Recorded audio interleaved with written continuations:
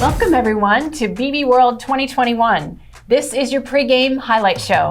My name is Christina Fleming and I'm the Chief Marketing Officer at Blackboard, and I'm your host for this session today. I'm joined by Janine Richardson and Claudia Myrick. Janine is Blackboard's Director of Solutions Engineering for K-12 Business and Government, and Claudia is our Director of Solutions Engineering for North America Higher Ed. Janine, Claudia, welcome. Hey, Christina. Thank you for having me. You know, in my role at Blackboard, I represent a team of solutions engineers, and we're an experienced group of practitioners that came from the markets that we now serve. Really, our role is to help educate clients on the technology and services that Blackboard currently offers. And we help to ensure that clients are going to get the most value from their investment. You know, after the year we experienced, it's more important than ever to really come together and to chart that path forward. I'm just so grateful for everything that teachers and education leaders did during the past year. It has been so difficult, but our education professionals, they truly persevered. I agree, Janine. I am so humbled having witnessed what educators were able to accomplish this past year in such a short span of time. All of education had to transform in only a matter of weeks. And Christina, yes, thank you so much for having us. As for my role here at Blackboard, I lead a team of solutions engineers that serve North America higher education. And Janine, you summed up the role pretty perfectly, so I'll just add that our teams also work really hard to represent the needs of the clients back to our company so that everyone understands what is required to make our clients successful with our solutions. And this was more important than ever before in 2020 because everything was moving so fast. So I'm really looking forward to BbWorld this year because I also get to learn more about what is coming and how we will continue to innovate to meet the needs of our clients, especially as we look ahead into this new era in education.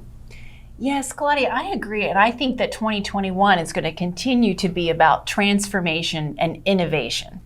And I'll add that there is one important but small way that we can show the appreciation that we have for what our clients have gone through and delivered in this past year. And that is by offering a spectacular 2 weeks of BbWorld, full of ideas, best practices, conversation, and of course, product news to help set everyone up for success. And yes, BbWorld is 2 weeks this year. We've spaced it out to allow for a nice pace of information that will be delivered virtually. So let's get started. To begin our conversation, Claudia, Janine, tell me, with all that's happened in the past year, what are you hearing? What are clients saying about what stands out in front of them right now? Well, one thing I'm hearing is that institutions expect students to seek even more autonomy and personalization in their education journey. With the dramatic shift to remote learning, more learners and educators had to use an even wider variety of online content and tools.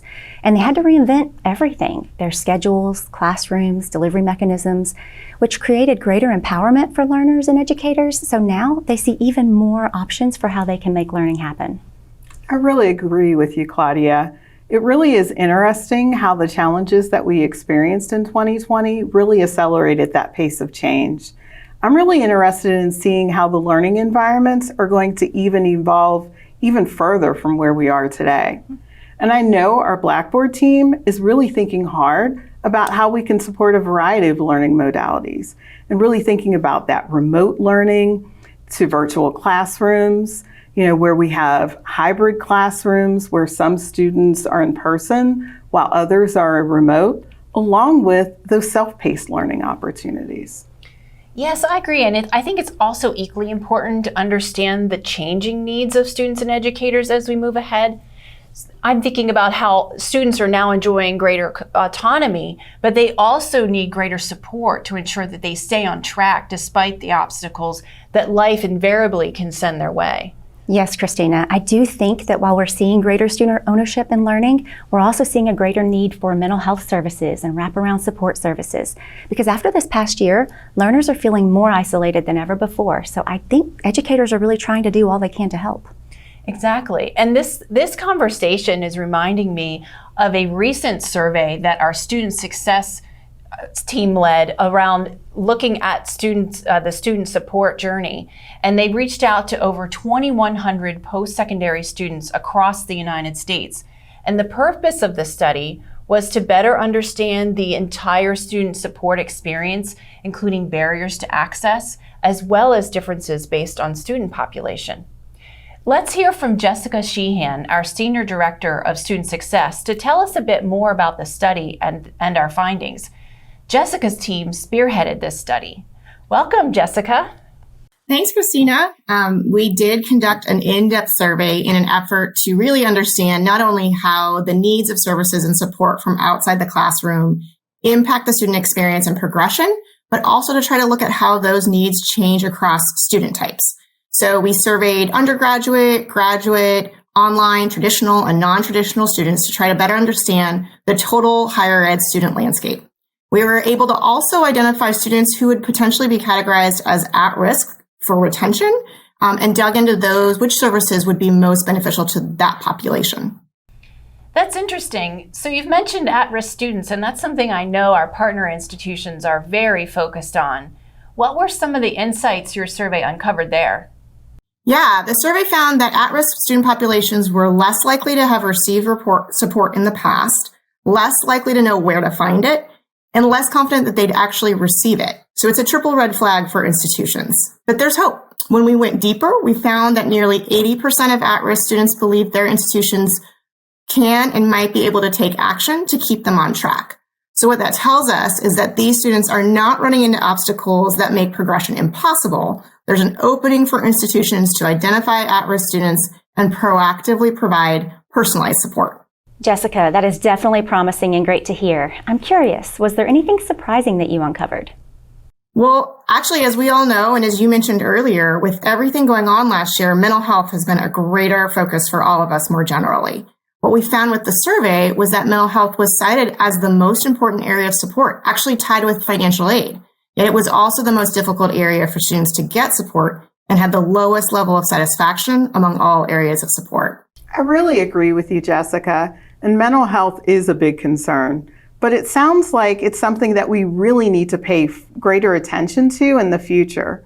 By any chance, did you all look more broadly at how the pandemic might have affected students' use of support services?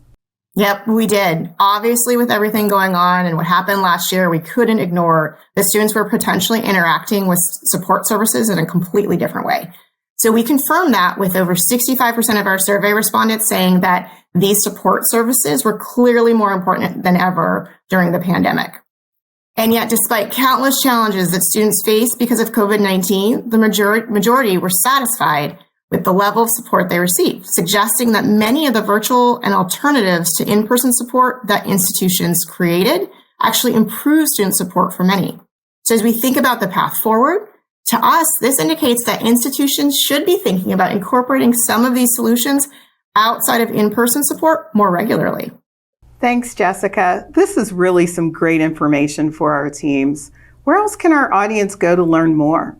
Yeah, definitely. We will be diving even deeper into Blackboard survey data in a joint session with Titan Partners in partnership with the Gates Foundation, who surveys institutions on their approach towards student support services, in a session about removing barriers to improve student outcomes. The session will look at both the student and the institutional perspectives on support services and how those might differ based on student audience and institution type. Or folks can hear directly from a university president when we talk with Rick Muma from Wichita State University about how they handled their own student support services through the pandemic and beyond. Wow, those both sound like great opportunities to learn more. And then you're hosting a panel later this week as well, right? I am, slightly different lens, but we are talking to online education leaders from a few institutions in a session called Taking Control of Your Online Future. We'll get the inside details on what it takes to build and grow online degree programs from 3 leading providers in the space. We'll be talking to Baylor University, University of Southern California, and the University of Texas at El Paso. These are great examples of some of our Blackboard OPX clients who are serving non-traditional students and adult learners through online education. Our panelists will be sharing what they've learned along the way to develop these programs and drive enrollment growth. It should be a really good panel. Thank you, Jessica. I agree. And thank you for joining us. That was extremely insightful. So in this, we heard that personalizing the student experience is vital to supporting the unique needs and experiences of many diverse student populations. And at Blackboard, we have a unique opportunity and a responsibility to support educators in their quest to deliver a unique experience centered around each learner. Leveraging the industry's only true EdTech platform, we can provide data-informed insights that help educators address student needs that lead to the most important outcomes, like enrollment growth, retention, and graduation. You are so right, Christina. Access to those data-informed insights is so important for our education community. Did you know that in K-12, we partner with over 5,000 schools and districts in the U.S. with our solutions? And we're really helping those schools and districts to connect with the parents and guardians. They are just so vital to student success in these early years. And because we offer parents the informed insights about their child, they can effectively determine when is the most important time for them to engage so that they can keep their child on track. I agree, Janine. Those interactions with a caring adult or advisor are so important.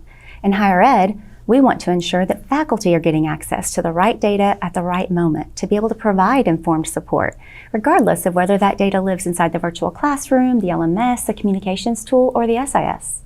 So Claudia, what is the best path for institutions to take when they want to reach this level of personalization for their learners? Well, first, it's about having software in the cloud, leveraging a true EdTech platform that can surface the relevant data wherever it resides. And at Blackboard, we now have the majority of our clients on SaaS, which means they are poised to take advantage of many future capabilities because we are focusing many of our innovations on helping educators use actionable and contextual insights to be able to make more informed pedagogical decisions. Right, and along those lines, we also have an exciting new approach to our analytics portfolio coming up in our Data and Analytics Vision session. Yes, I have heard our SaaS clients will be particularly pleased with this. I'm really looking forward to finding out more on the 21st. That's wonderful. So what are some of the other updates that you expect our BbWorld attendees will be looking forward to hearing more about? Well, everyone is really excited about the enhancements to Blackboard Collaborate. The new gallery view has been a crowd pleaser for sure. And I think everyone will enjoy seeing what is coming with Blackboard Learn group integration for breakouts and whiteboard improvements. I agree with you, Claudia. There really is a lot of buzz around the new enhancements that are coming. We are just so thrilled about our expanded relationship with Amazon to incorporate the Chime SDK for audio and video functionality. I know my K-12 and business and government partners are really going to appreciate the enhanced performance and quality. They rely so heavily on Blackboard Collaborate in their classrooms and in their learning environments.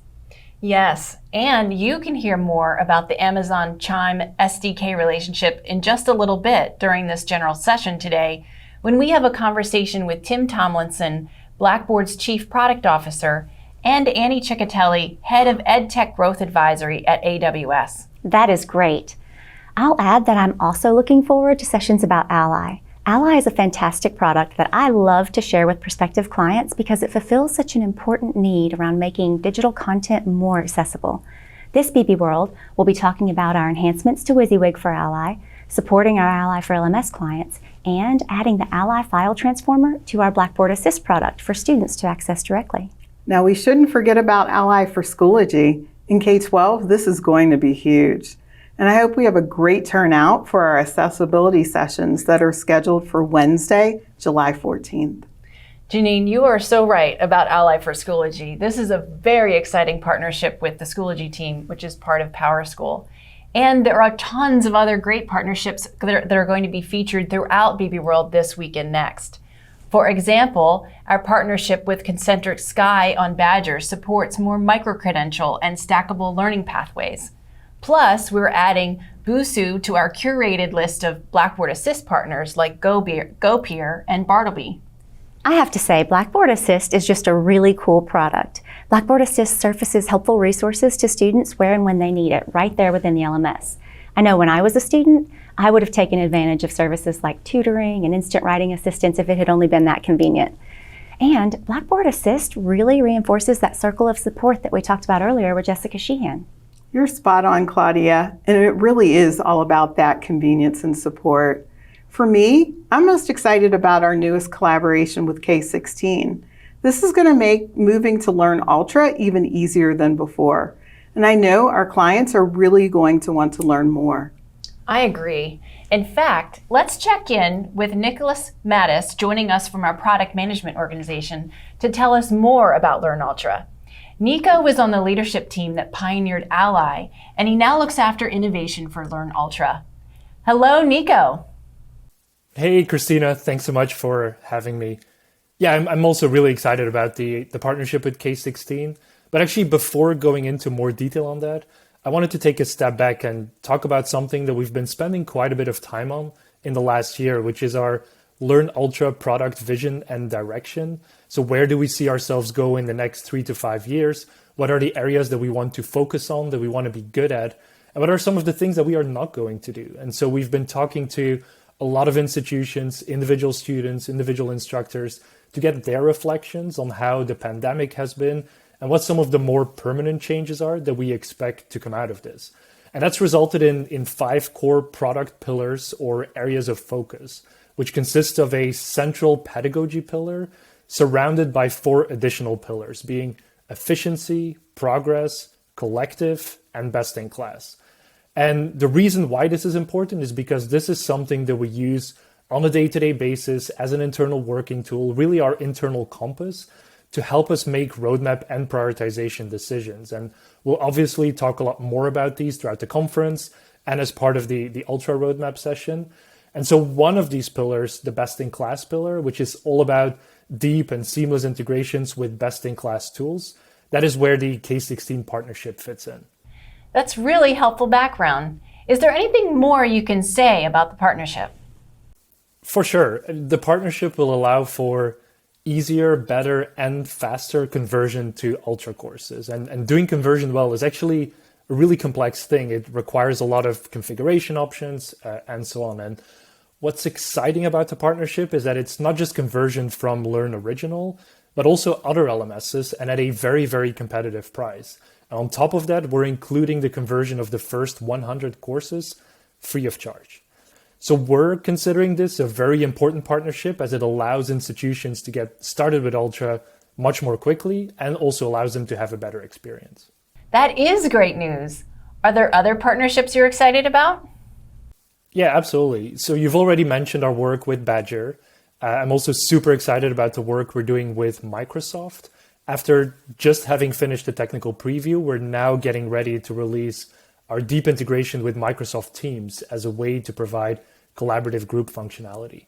And the way in which the integration's been built is pretty unique and includes things like seamless enrollment, synchronization, and so on. And we've got some pretty exciting plans with Microsoft going forward, things such as the Office 365 integration for collaborative authoring. We're looking at finding areas of alignment between Ally and the Microsoft tools. And obviously there will be much more. That sounds really interesting and useful. So, are there other BbWorld highlights that you're looking forward to? That's a good question. I mean, there's so much to pick from, but there's probably 3 things that I'm looking forward to the most. I mean, first of all, our roadmap sessions. I mean, next to what we've just talked about in the best-in-class pillar, there's just so much exciting work that's happening right now. Things like progress tracking, micro reactions, feature flagging, our increased focus on usability and user experience, and so on. So I would definitely recommend the roadmap sessions. And next to the roadmap for Learn Ultra, we'll also be having one for Learn Original. Second thing that I'm looking forward to is obviously the client sessions and hearing more about their adoption of Ultra and their adoption of the wider EdTech platform. And that's, I mean, ultimately, those are the sessions that we look forward to the most and also learn the most from. And then the last thing I'm looking forward to is kind of the different ways for us to engage and partner with institutions going forward. And as an example, we're launching 2 large UX research projects here at BbWorld. One of these will be focused on the assessment and grading workflows in Ultra, with a focus on usability, efficiency, but also emotional state. And then the second project will be focused on identifying ways in which contextual and actionable insights and data can be surfaced inside of the LMS. And for both of these projects, we'll be looking for lots of institutions, but also lots of instructors and students to participate. And this will include activities like ethnographic research, remote WhatsApp diary studies, co-design sessions, and so on. So it should be it should be really fun. And so for those of you interested, you can find out more about this at the booth, and you can also sign up there. So the roadmap sessions, the client sessions, and then ways to engage in the future of the platform, those are probably the items that I'm looking forward to the most. Nico, thank you. That was great. I'm sure everyone is looking forward to these. So, Janine, tell me, what are you looking forward to the most? Well, for me, I'm most looking forward to the host of DEI-focused sessions this year at BbWorld. As educators, it's so important that we remain focused on addressing the needs of all learners. And I'm particularly interested in the sessions that are focused on ensuring the success of our underrepresented student populations. These sessions will be an opportunity for our teams to really come together, to learn from one another, and to share those best practices. I agree. So Claudia, how about you? The client sessions that Nico mentioned are always my favorite.